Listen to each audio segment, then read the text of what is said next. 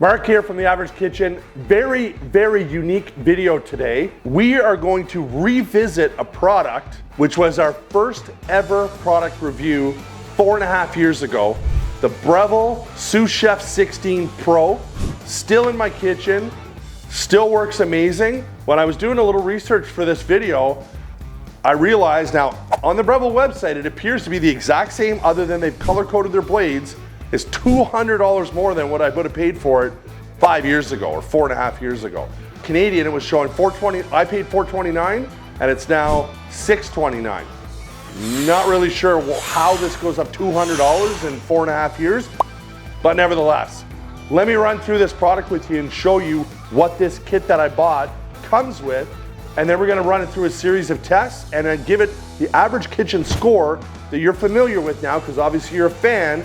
And we'll break down what we think of this product. It is very expensive. In my view, it's a food processor for life. Anyway, let's have a look. We'll pop the lid off here. 2 size containers depending on what you're doing. And then in this wicked blade carrier, which in my opinion is essential because you don't want all of these loose just sitting in a drawer, because I mean, like, that'll chop your hand off kind of thing. My favorite thing about this whole set, and I'm going to try to put it on an angle that Jamie's going to be able to see, is this adjustable slicer. So you can, I don't know if you could see that, Jamie, you can adjust this. Can you see that moving in and out? From like super, super thin to way more coarse. So let's give that a try just to show you the varying levels. I'll maybe try 3 levels from super thick down to super thin with a cucumber and see how that works. So we have to grab the shaft, which is part of this here. Just goes on like so. And then our blade, we're gonna start very coarse. It's just called the Breville adjustable slicer. We're gonna throw that on like so. And put that on. Open up the chute. Now there is 2 options, but when you do remove this, it will not start, I don't believe. No, because there's a safety switch inside. There we go. So let's try cucumber. This is on the thick slice setting. Let me just stop that. Let it stop. I'm going to remove that. I'll remove the blade and show you. So when I say thick, I mean not thick, but thick enough so you get an idea. So let's go half that size. So I don't know if you can see, Jamie, it does have numbers here. So let's go to about half. I'll show you the difference. Shaft on. That turns back on.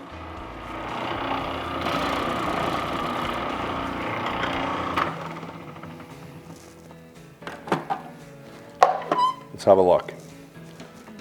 So, much thinner in comparison. So the question is, some of you may be asking, why do we need a varying slice thicknesses? I'll tell you. If you're making a salad, this is a perfect thickness. If you're making bread and butter pickles in the fall after harvesting, or at least in Canada after harvesting your cucumber, that's a great thickness. So let's now go down even thinner. Now that's the thinnest it's going to go. Will it be able to do that? Let's have a look. All right, sorry about that. I'm not sure what I did. I somehow nicked my knuckle on something. Just had to get a Band-Aid here. Anyway, let's continue. Now we're on the thinnest setting. So I don't think it's got to go up a little bit. I don't think it has enough, or there's no blade there because it's completely flat. Let's try that. So we're on a number 1 here. So it's not even slicing it, it's more just making a mess of it. Well, I guess it did slice. Too funny. That is like paper. I couldn't even see them, they tucked over in the corner here. Here's a bunch of the slices, but it's basically translucent. I don't know why you would ever slice something that thin, but that, let me see if I can grab the 3 different ones here. So there you can see, I'll do it this way, the super, super thin, the, we'll say bread and butter pickle, and then the salad thickness. All right, so let's try to do some carrots. So this blade, you gotta get them on the right angle to be able to read it. Coarse shredding and fine shredding. So again, we just throw our shaft in. Let's start it with the fine shred. That just sits on there like that. We're gonna hit start. Just grab a carrot that I already pre-cut. We can use our plunger to push it down. Let's have a look and see how we did here. Okay, I should be turning this off. Safety first, completely off. So let me grab a bowl to show you that. So that was on, we started on the fine, right? So let's try coarse now. We're gonna just flip the blade over. Turn the power on to avoid any safety concerns. Hit start.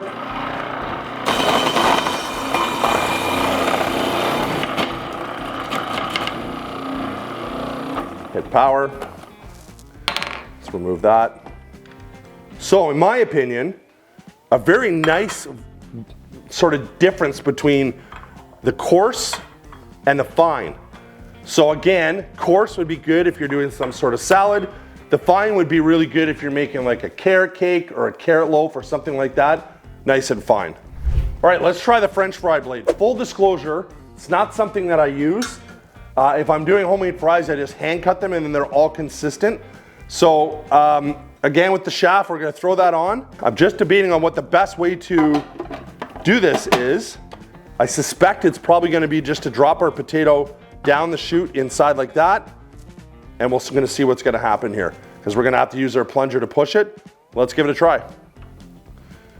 So obviously I hit start, it's not turning on. Shaft needs to line up with this part here, has to go inside.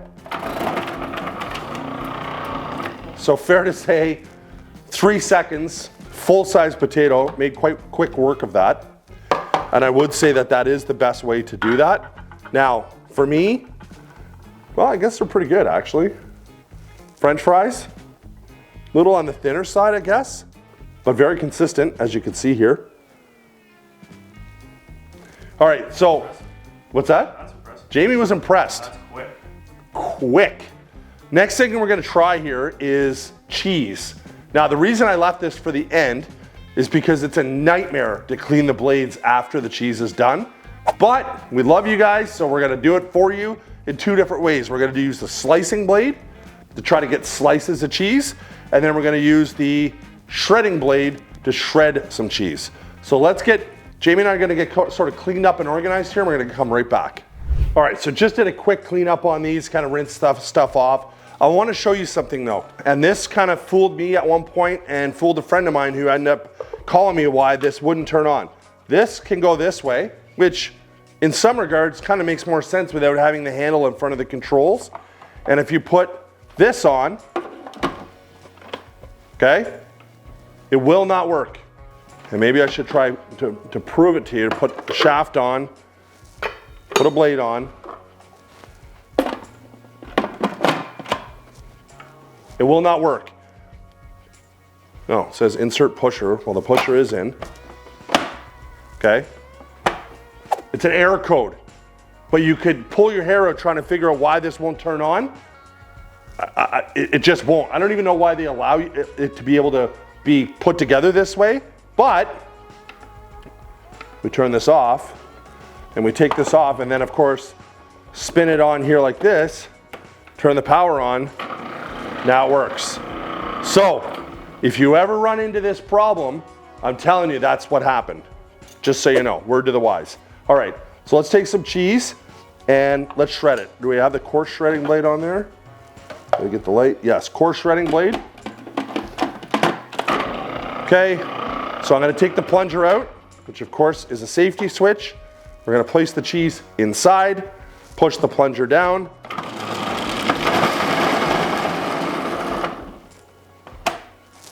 Coarse shred. And why I joked saying it's a nightmare to clean, as you could probably see that nice smear of cheese all across the blade. It is a bit of a nightmare. So very, very similar, obviously same blade. as the coarse carrots. Really, really nice. Now, the question always becomes with this product is, am I gonna pull out this, set everything up, have to clean everything afterwards to slice a cucumber? No, you're not. But in a bulk, as Jamie called it, what'd you call it, a bulk chopping session? Bulk slicing, bulk slicing session, you probably, it will be worth it. Like for example, when my wife and I make bread and butter pickles and we're doing a boatload of carrots, yeah, it's nice to have this and just keep firing cucumbers through to slice them the consistent thickness that we want. Okay, so now I'm gonna throw my slicing blade on, like so. Gonna put that on, like so, and gonna push that down there and see what happens. So, not as consistent. As you can see, we got a nice little roll of cheese here. Again, nightmare to clean. And the cheese slices are not consistent at all. So, for what that's worth, slicing cheese, you might be way better just to slice it by hand. So I did want to, even though we didn't test every single function that this does, I do want to show you what the kit came with, or at least the one I have. It comes with here a dough blade for those bread makers and pizza dough, so on and so forth. The large S chopping blade. So for making like big volumes of salsa or anything like that.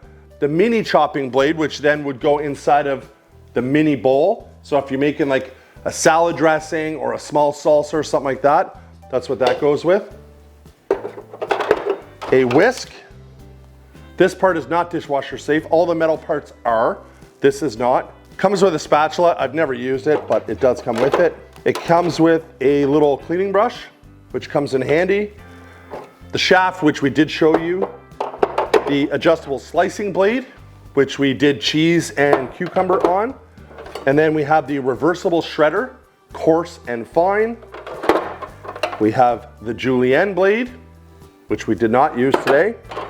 And then we had the French fry blade, which annihilated that potato in very short order. So, let's talk about it. The elephant in the room. It's friggin' expensive, and way more expensive than when I bought it. That said, it's a very, very good quality. And Jamie and I were just talking about that. The great debate, right? If you're gonna buy a food processor, do you buy a $129 one that may last you a couple of years and burn out or whatever, or it doesn't have many attachments or whatever?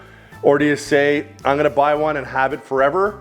Now, of course, nothing lasts forever. You may get a lemon and the motor burn out or whatever. I've had no issues. Like I said, 4.5 years I've had this. So, I'm gonna reference my phone here. If you're a fan of the show, and we hope you are, and if you haven't subscribed yet, what are you waiting for? We do a scoring matrix. Before I do that, I do want to shout out a virtual friend of ours, Nancy from Tampa Bay, huge New Jersey Devils fan, watches all of our videos, always comments. Nancy, we appreciate you, we appreciate your support, and we just wanted to shout you out, so go Devils for Nancy. Average kitchen score. So we have a scoring matrix where we break down certain categories, and let me run through them with you. I apologize, I will be referencing my phone. Price point, $629 Canadian. Very expensive. We gave that a 7.1.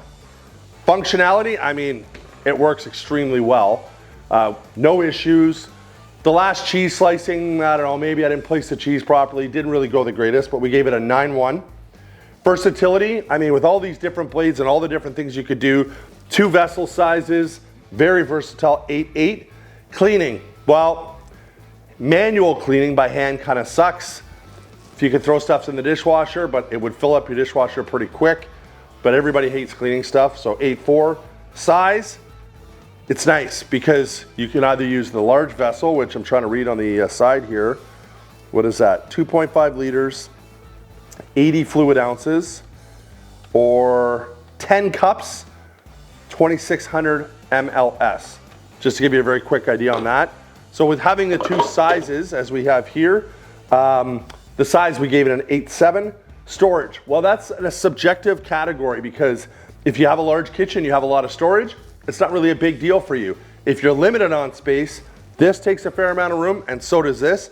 I don't know the exact weight on this, so I'm gonna say it's at least 10 pounds. It's very heavy duty. But storage, we gave it a 7.9. Quality, Breville makes good stuff. We've reviewed, I don't know, maybe 6 of their products or 8 of their products. They make very, very good stuff. We've never had any issues with them, so we gave it a 9.4. So that gives it an overall average kitchen score. Dan, the editor, is gonna put it somewhere up here of 8.4 out of 10, which is a good score. So I'm gonna ask for some feedback from you guys. If you can, check out our video from 4.5 years ago. Dan will put the link somewhere where we reviewed this product. It's the first time we've ever reviewed and basically done the same review twice.